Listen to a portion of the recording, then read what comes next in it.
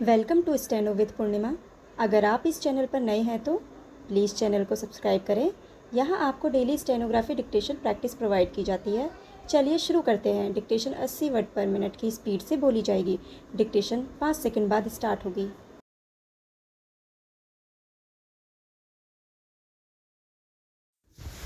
अध्यक्ष महोदय, हम एक ऐसे दोराहे पर खड़े हैं जहां हमारा भविष्य हमें आगे की तरफ ढकेल रहा है और अतीत पीछे की तरफ घसीट रहा है।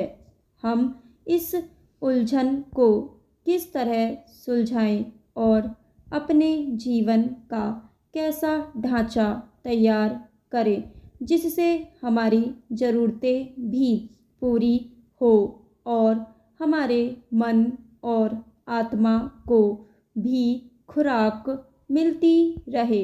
हम अपने किन पुराने आदर्शों को कौन सा नया रूप दे सकते हैं। हमारे देश की अपनी खास समस्याएं हैं और साथ ही हम दुनिया के बड़े बड़े मामलों से गुथे हुए हैं।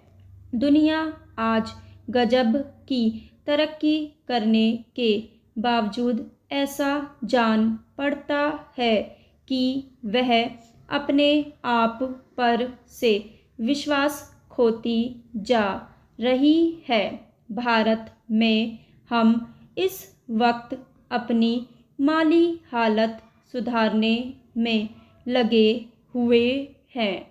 पंचसाला योजनाओं से हम अपनी जनता का रहन सहन उठाने की कोशिश कर रहे हैं और बहुत ठीक कर रहे हैं। बगैर इसके किसी भी तरह की तरक्की संभव नहीं।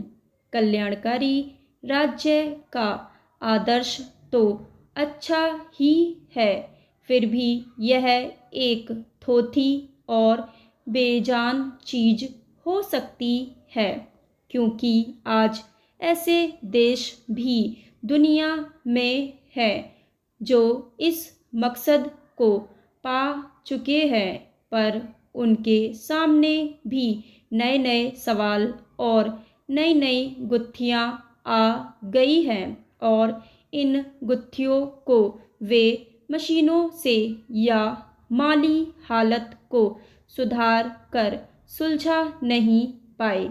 मानव स्वभाव की कुछ बुनियादी हर ज़रूरतों को पूरा करने में अब तक धर्म और मजहब का काफ़ी बड़ा हाथ रहा है, मगर इस तरह के धर्म की पकड़ अब ढीला हो चली है।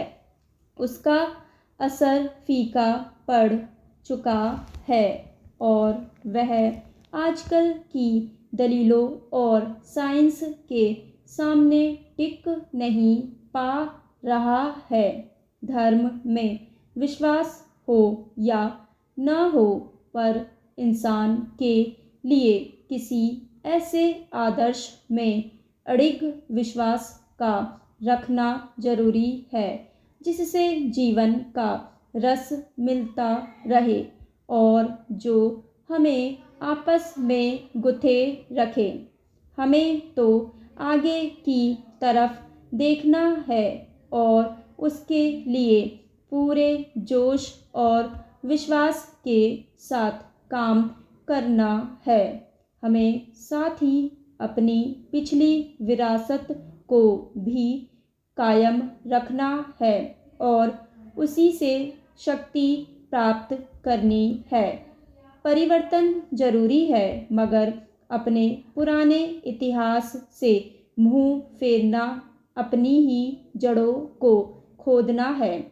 अतः इस परिवर्तनशील समाज में यह देखना भी आवश्यक है कि इस परिवर्तन से कहीं किसी स्थान पर सामाजिक ढांचों को चोट तो नहीं पहुंचती या किसी रूप में सामाजिक अहित तो नहीं हो रहा। अगर ऐसा होता है तो फिर उस परिवर्तन से कोई लाभ नहीं होने वाला।